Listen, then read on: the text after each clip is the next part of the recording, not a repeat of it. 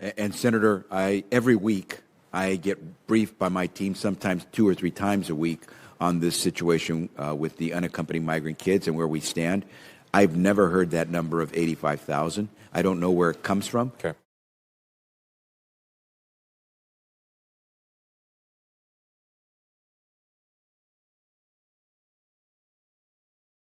Okay. And so I can't attest. I would say it doesn't sound at all to be realistic.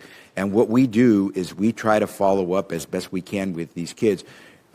Congress has given us certain authorities. Our authorities essentially end the moment we have found a suitable sponsor to place that child with. We try to do some follow-up, but neither the child or the sponsor is actually obligated to follow up with us. And we make every effort to follow up with them as best we can. Tell me this, please. Can you give a breakdown of how many full-time employees are at their desk in one of these buildings every day?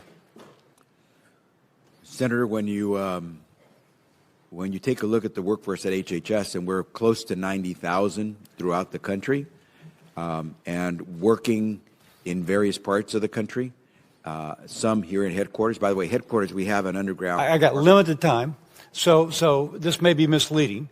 So tell me, of what percent of the employees are at their desk, full-time employees are at the desk on any given day? And I don't mean to be rude, it's just so limited time. No, and I appreciate that. And our folks are working full-time. No, but how many are at their desk as opposed to being at home or someplace else, a coffee shop or whatever? Yeah, what we make sure we care about is that they're performing and they're delivering, and that's why. Well, that's not really answering my question, because I know the best practices now in many industries is to bring people back in. So is it 5%? Is it 10%? Is it 1%? How many folks are actually sitting at their desk in a government building when they are working full-time every day? And we have folks who, as they're working full-time. So it's kind of not a... Clearly, sir, you don't want to answer that question. By the way, we're down. You have produced 350 pages to us in the reading room. For over a year, we've been asking for the last 50 pages. This is what the 50 pages look like, okay?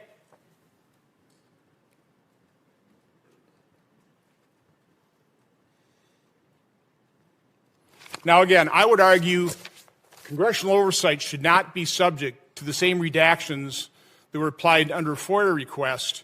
I'm asking you, will you commit today to provide our oversight?